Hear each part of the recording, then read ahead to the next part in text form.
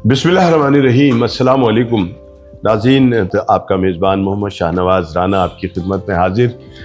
जनाब, हम थोड़ा सा अगर माजी में जाएं तो हमें आमिर सुहेल और सईद अनवर दो ऐसे खिलाड़ी नज़र आते हैं कि जिनकी जोड़ी ने पूरी दुनिया के अंदर जो था उस पाकिस्तान के खेल को जो था एक खूबसूरत चेहरा अता किया।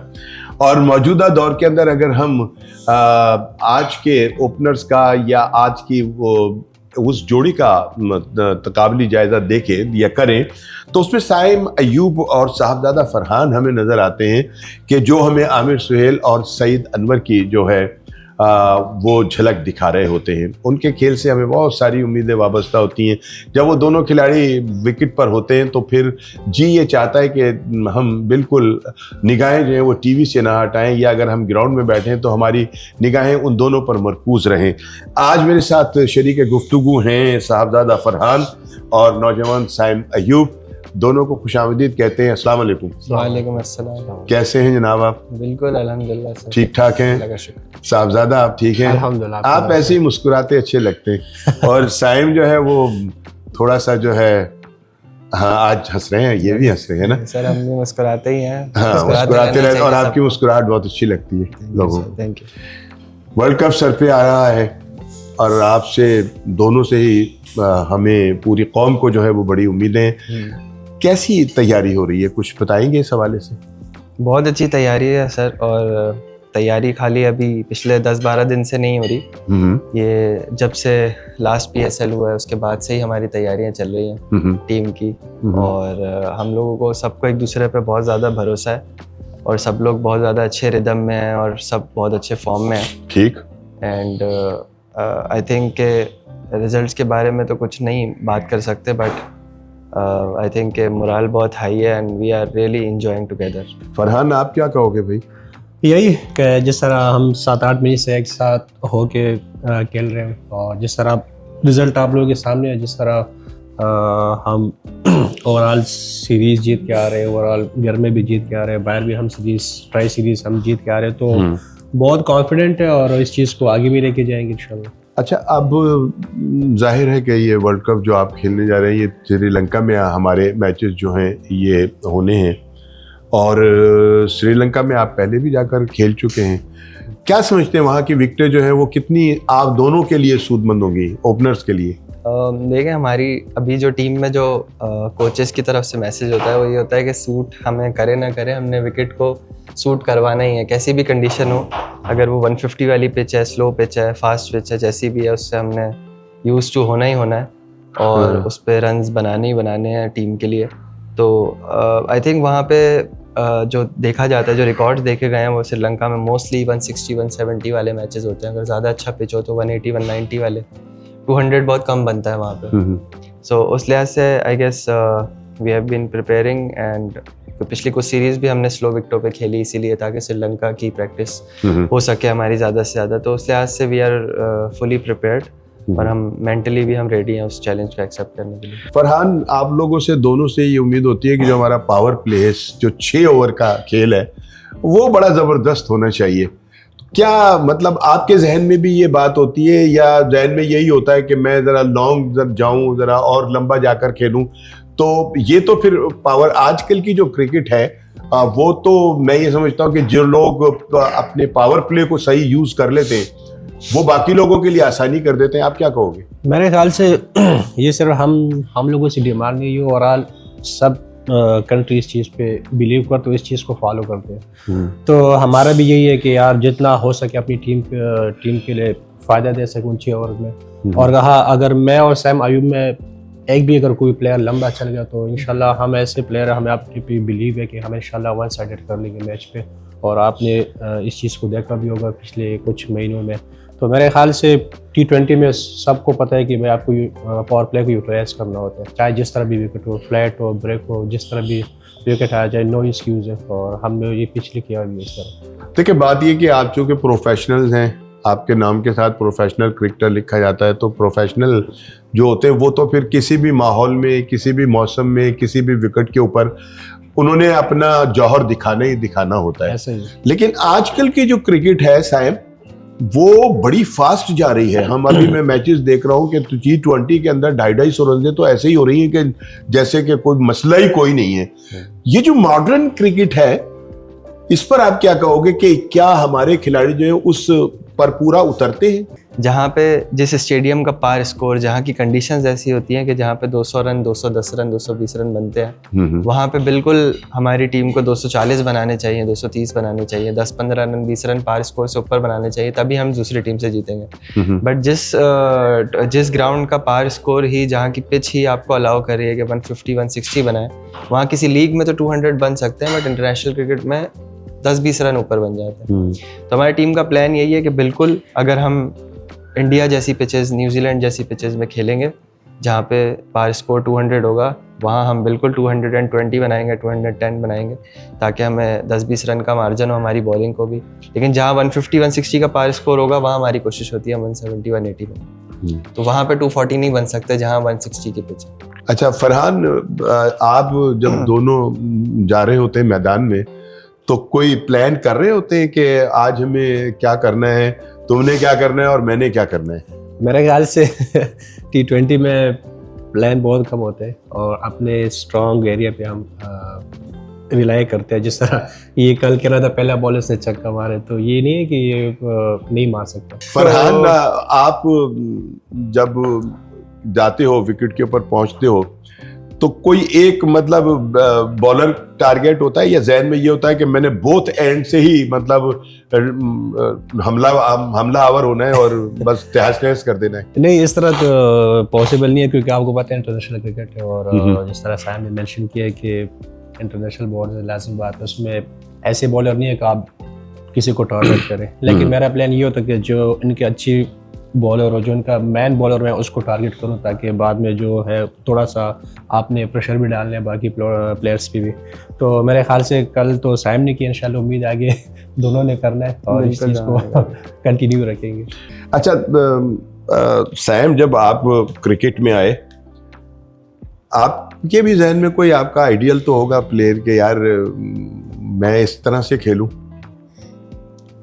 नहीं सर, मैं टू बी ऑनेस्ट बताऊं तो कोई आइडियल नहीं था मेरा कभी भी। अच्छा। और वो नेचुरली, ऐसा नहीं था कि मैंने सोचा है कि मुझे कोई आइडियल नहीं रखना है, नेचुरली कोई आइडियल नहीं था। हाँ, मैं कुछ प्लेयर्स को देखता था बिल्कुल जो मुझे बहुत पसंद थे। तो वही तो, उन्हीं का तो मैं चाह रहा हूँ कि बताएं कि आइडियल वो... तो एक होता है ना, 6-10 तो नहीं होते ना आइडियल। चले आप आइडियल का ना बताएं, उन 6 का तो बता दें कि जिनको आप देखते थे और जिनको कहते थे कि यार वाह क्या खेलते। गिलक्रिस्ट, अच्छा। रैन लारा, सईद अनवर। कोई पाकिस्तानी बताओ बाद में लोग। नहीं, सईद अनवर है ना? पाकिस्तानी सईद अनवर हैं। बोला ना, यहाँ भी तुम बंदूक निकाल दो जहन से।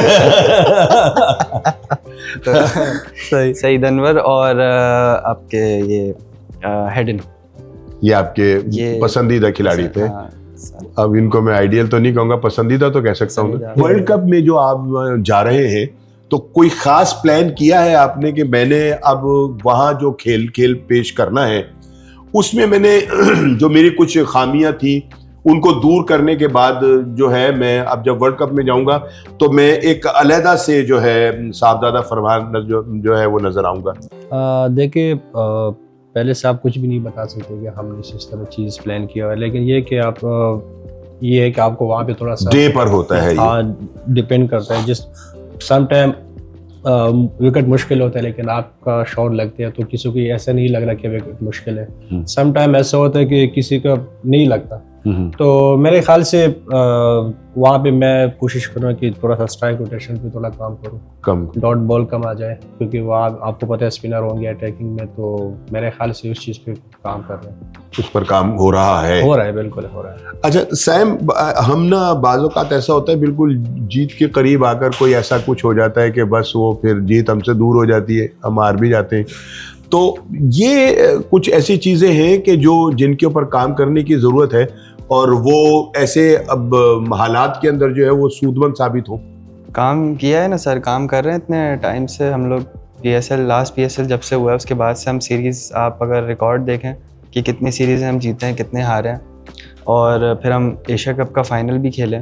तो वो हम लोग रोज़ भले 1% ही सही बट इम्प्रूवमेंट की तरफ गए हैं, और वो फैक्ट्स हमारे बहुत सारे डिस्कस होते हैं मीटिंग्स में, और हमें दिखाए जाते हैं कि कहाँ हम इम्प्रूवमेंट कर रहे हैं, और माशाल्लाह से रेगुलर इम्प्रूवमेंट हो रही है, और अकाउंटेबिलिटी भी रखी जा रही है सबकी। ठीक है। और वर्ल्ड कप जीतना एक ऐसी चीज़ है जो आप वो नहीं कर सकते, गारंटी नहीं दे सकते, क्योंकि जो टीमें जिनका टाइम भी चल रहा होता है वो भी 10-10 साल वर्ल्ड कप के कोई फाइनल 10-10 फाइनल 10-10 तो नहीं 2-2 3-3 फाइनल हार के भी फिर कोई फाइनल जीतती हैं। तो वो एक चीज़ गारंटी नहीं की जा सकती, बट हाँ वी आर श्योर कि हम इम्प्रूवमेंट की साइड पे हैं, और हमें अब वर्ल्ड कप में जाने का मौका मिल रहा है, तो हमने जीतना ही जीतना है। अच्छा साइम, आप भी अगर हम आपको देखें तो हमने तो आपको बतौर बैट्समैन ही टीम के अंदर सेलेक्ट किया, चूज किया, और फिर कॉम ने आपकी बैटिंग से ही मतलब एंजॉय भी किया। फिर आपने एकदम ऐसा एक मोड़ लिया है कि आपने बॉलिंग में भी कमाल कर दी। ये ऑलराउंडर अचानक बनने का क्या हो गया था कि आपने खुद कहा कप्तान से कि भाई मैं बॉलिंग भी करना जानता हूँ, मुझे बॉलिंग भी कराएं, या आपकी सलाहियतों का इल्म था पहले से? नहीं, खुद मैं कप्तान को कहूँ अगर कि दोस्ती की वजह से तो बोलेंगे उधर जाके बैठ जाओ चुपचाप। ऐसी बात नहीं है। नहीं, बाज़ औक़ात ऐसा होता है। अभी जो अंडर 19 का जो फाइनल था उसमें हमारे नौजवान बॉलर ने अपने कप्तान को जाके कहा कि मुझे दे बोल, वहाँ पे कह सकते हैं ये नहीं, मुझे दे बोल, मैं करूंगा भाई, मैं जितवा कर दूंगा आपको मैच। तो कभी अगर आप कप्तान को ये कह दें कि लाए यार मुझे भी चेक कर लो यार एक मरतबा, नहीं, तो ये इंटरनेशनल लेवल ऐसा होता है कि इसमें आपको ग्राउंड में हर छोटी छोटी प्रिपरेशन के साथ जाना पड़ता है। तो जब से ये नई मैनेजमेंट आई थी हमारी, mic Hesson head coach and हमारे जो bowling batting coach fielding coach, तो बॉलिंग कोच ने मेरा बड़ा साथ दिया। उससे पहले ये होता था कि मैं बस आके बॉलिंग करता था, मेरे पास कोई प्लान नहीं होता था, जस्ट नेचुरल वेरिएशंस जो भी होती थी आई डिडंट नो। ठीक। बट जब से ये कोच आया इसने मेरी हेल्प किया टेक्निकली भी और टैक्टिकली भी, कि किस तरह किस बैट्समैन को रीड करना है, बॉलिंग करनी है, और फिर टेक्निकल वेरिएशंस मुझे उसने सिखाई हैं। तो उससे टाइम बाय टाइम थोड़ी बहुत इम्प्रूवमेंट आती रही है, जिससे अब मैं बॉलिंग करता हूँ तो कैलकुलेशन के साथ करता हूँ। फरहान यार, अभी जब गुफ्तगू हो रही है तो माशाल्लाह बड़े हंसमुख से लग रहे हैं, तो ड्रेसिंग रूम में भी आपका रवैया कुछ ऐसा ही होता है या कुछ मुख्तलिफ होते हैं आप? नहीं, ऐसा ही होता है, और ये अच्छी बात है हंसी मजाक करना। और मेरे ख्याल से वो कल का मैच भी जीत गए तो उसका भी है थोड़ा सा खुशी है। उसकी भी खुशी है, उसकी भी खुशी है। और मेरे ख्याल से सारे ऐसे होते, सिर्फ मैं नहीं हूँ, सारी टीम में ऐसे ही लड़के हंसी मजाक करते हैं। साइम यू जो है वो कैसे रहते हैं ड्रेसिंग रूम में? संजीदा रहते हैं या कुछ ना कुछ हरकतें करते हैं? बहुत कम यंगेस्ट है उसमें टीम में वैसे? नहीं, मेरे ख्याल से बहुत कम।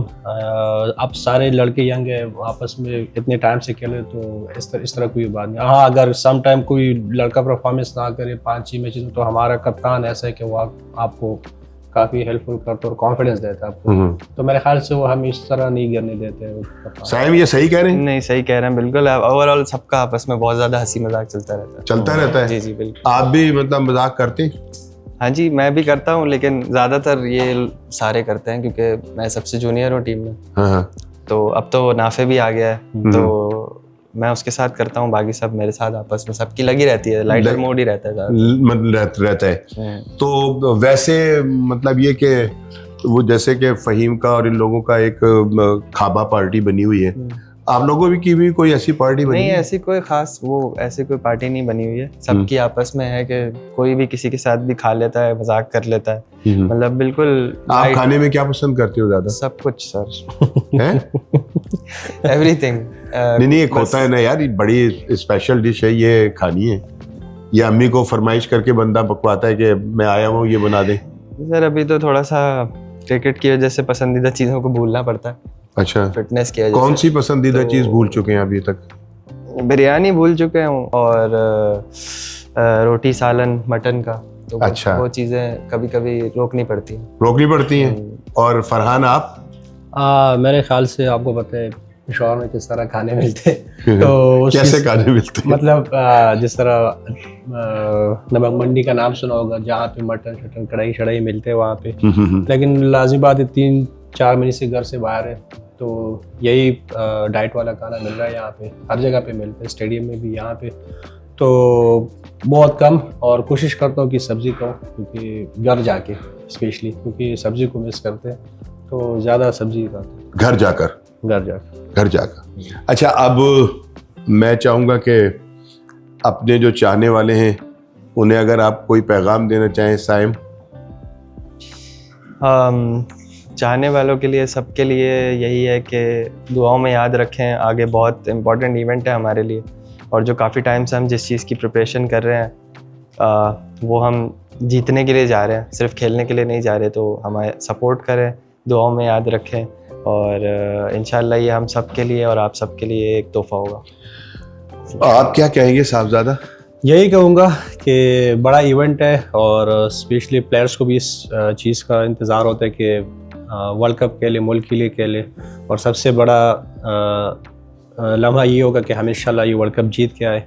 बस आप लोगों को थोड़ा सा सब्र से काम लेना होगा, क्योंकि आप पता है कि अप एंड डाउन आते हैं क्रिकेट में, लेकिन इंशाल्लाह कोशिश करें कि ये वर्ल्ड कप जीत के आएंगे इंशाल्लाह।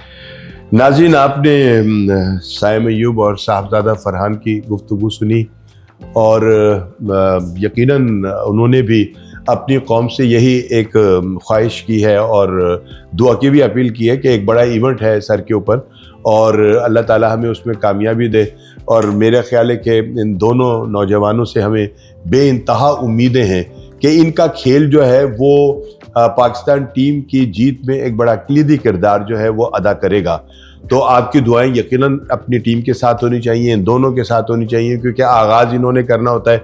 हमारा आगाज़ अगर अच्छा होता है तो फिर इंतहा जो है वो खुद ब खुद अच्छी हो जाती है। तो जनाब, आज के इस गुफ्तगू से आपका मेज़बान शाहनवाज राना आपसे चाहेगा इजाज़त। इंशाल्लाह किसी और बहुत अच्छे खिलाड़ी के साथ फिर आपके साथ मुलाकात हो रही है।